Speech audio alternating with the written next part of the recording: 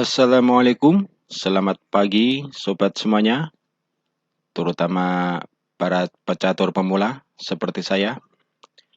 Kembali kita belajar tentang teknik dasar catur, yaitu di tahap pembukaan. Dan kali ini saya akan membahas pembukaan catur klasik, namun sekarang masih populer ya, yaitu pembukaan Fianchetto Raja atau King Fianchetto Opening dengan ciri khasnya pion maju ke G3 dan nanti disusul oleh gajah maju ke G2 untuk memberikan penguasaan kepada diagonal A8 H1. Pembukaan ini cukup populer di masa lalu ya, dan dalam literatur sudah dimainkan sejak awal abad 19 ya, tepatnya di tahun 1800-an, 1828 dimainkan oleh pecatur dari India saat itu, yaitu Ghulam Qasim. Dan dalam catur modern di tahun 70-an sering juga dimainkan oleh para pecatur top. Di antaranya dimainkan oleh Viktor Korchnoi dalam kejuaraan dunia tahun 1978 melawan Anatoly Karpov. Dan langkah berikutnya, secara textbooknya, kita melangkah dengan pion ke E5, dan disinilah ciri khas pembukaan Fianchetto dimulai ya, yaitu dengan langkah Fianchetto gajah maju ke G2. Dan berikutnya banyak variasi yang bisa jadi pilihan bagi putih untuk melanjutkan permainan ini ya, tergantung langkah yang diambil oleh hitam. Apabila hitam melangkah tajam ya dengan pion ke D5, putih bisa menawarkan pertukaran dengan pion ke E4. Ini adalah variasi permainan Indian ya, atau Indian game. Dan selanjutnya mungkin bisa berkembang menjadi varian Yugoslav atau Yugoslavian variation. Dan berikutnya hitam bisa melangkah dengan kuda ya ke F6 untuk mengancam pion putih yang di E4 sekaligus melindungi pionnya yang di D5.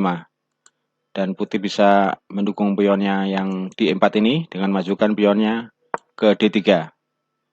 Selanjutnya hitam memperkuat pionnya yang di D5 ini dengan memajukan pionnya ke C6. Putih melangkah kuda ke F3 dan hitam melakukan pin kuda putih dengan gajahnya ke G4.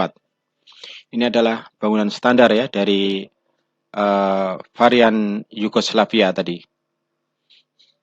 Varian lain yang cukup terkenal adalah apabila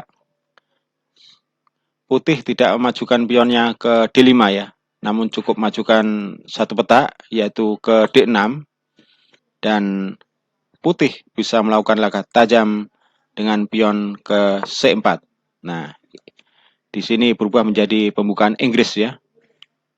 Dengan langkah berikutnya menawarkan banyak variasi, dan yang terkenal adalah variasi Boswinnik yang sering dimainkan oleh Michael Boswinnik ketika nanti diusul dengan langkah kuda ya, maju ke C3. Dan untuk membalas langkah tajam dari pembukaan Inggris ini, hitam juga bisa membuat langkah tajam ya dengan memajukan pionnya ke F5. Putih membuat langkah standar dengan kuda ke C3. Selanjutnya hitam melangkahkan kudanya ke F6 ya, untuk mencegah nanti Menteri Putih bermanuver skak ke H5. Dan putih bisa langsung menawarkan pertukaran pion dengan langkah tajam ke D4. Ini adalah variasi yang juga cukup tajam ya, dengan permainan lebih terbuka yang ditawarkan oleh putih dengan variasi Boswinnik ini ya, yang dulu sering dimainkan oleh juara dunia Michael Borchwinnik. Namun dalam kesempatan kali ini, saya tidak memainkan variasi kedua yang cukup populer itu ya. Namun kali ini saya memainkan variasi lain yang juga tidak kalah tajam ya, yang mungkin agak di luar textbook, yaitu dengan varian double gajah ya, atau bisa dibilang double Venseto, di mana langkah berikutnya Putih merencanakan majukan gajahnya ke B2 ya, untuk memberikan penguasaan kepada diagonal A1 H8. Dan di posisi seperti ini, apabila hitam melangkah tajam dengan pion ke D5, putih bisa majukan pion ke B3. Dan biasanya hitam sudah bisa menerka ya, bahwa putih akan melangkahkan gajahnya ke B2. Di sini hitam melakukan perlindungan kepada pionnya yang di E5 dengan majukan kudanya ke C6. Dan berikutnya putih membuat langkah gajah ke B2 ya. Nah, dengan formasi seperti ini, putih membuat permainan menjadi lebih tajam dan terbuka dengan penguasaan kedua diagonal ya, diagonal A1 H8 dan juga diagonal A8 H1 oleh gajah gelapnya dan gajah terangnya. Nah, secara teori, bangunan ini dilandasi dengan filosofi bahwa pada saat posisi terbuka, gajah jauh lebih kuat ya daripada kuda. Bahkan dua gajah kembar, gajah terang dan gajah gelap ini di posisi terbuka bisa jadi lebih kuat dari benteng ya. Nah, inilah filosofi teori dasar dari formasi ini, di mana putih mengaktifkan kedua gajahnya sejak awal, yaitu gajah terang dan gajah gelapnya. Dan berikutnya juga dengan formasi seperti ini, banyak variasi yang bisa dilakukan oleh hitam ya, baik dia bisa mengaktifkan kedua pionnya, misal dengan langsung mengajak pertukaran pion ya, ke D4, atau juga bisa juga ke E4, atau kuda dulu ke F3 untuk persiapan nanti rokade pendek. Dan tentunya tergantung langkah apa yang diambil oleh hitam ya, variasi tersebut bisa dipilih. Nah, kali ini saya akan mempraktekkan formasi double Fianchetto ini, atau serangan double dengan dua gajah terang dan gajah gelap ini dalam satu pertandingan online di lichess.org. Selamat menyaksikan. Sobat semuanya, kali ini tanding catur kilat 3 menit di Lichess.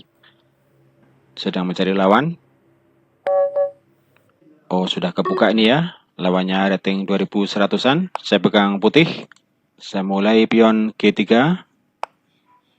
Dan nanti disusul dengan langkah Fianchetto gajah ke G2 ini ya. Oh, hitam tawarkan pertukaran pion. Pertukaran saya terima ke H4. Kita makan dengan benteng. Saya usir benteng dan kuda. Berikutnya saya langkahkan pion B3 ya. Persiapan double Fianchetto dengan gajah ke B2 untuk membuat permainan lebih terbuka. Oh, kuda dipin tidak masalah. Saya majukan pion G3. Persiapan nanti menteri ya ke E2.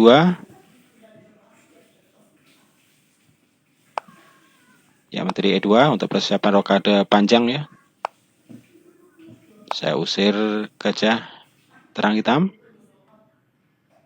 Oh, hitam melakukan pertukaran gajah dengan kuda. Sebaiknya saya makan dengan gajah.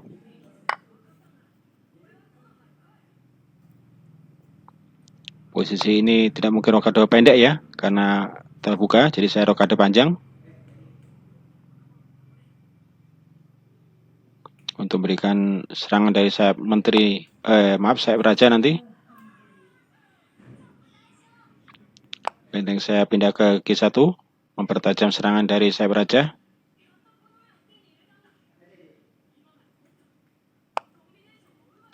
Menteri hitam manuver, tidak masalah, saya skak dulu. Sebaiknya saya tempatkan gajah terang ya, ke F7 ya, untuk mengganggu pertahanan hitam dan membuat komplikasi.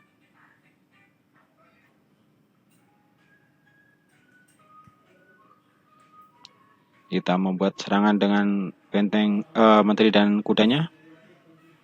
Namun posisi raja masih cukup aman ya, raja saya tidak terlalu mengkhawatirkan. Saya harus berpikir bertajam serangan dengan menteri ya. Ya, menteri ke G4 untuk persiapan menggarpu menteri hitam dan kuda apabila hitam lengah ya.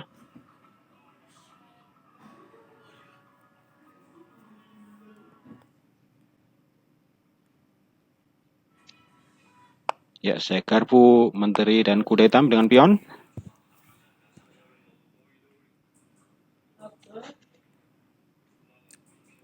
Untuk meraih keuntungan perwira.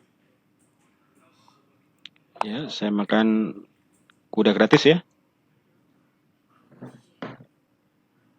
Posisi hitam semakin tertekan.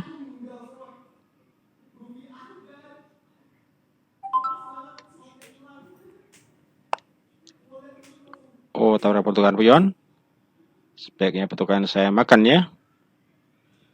Dan nanti langsung skak. Ya, skak dengan menteri. Posisi hitam sangat kritis. Skak lagi ke D6.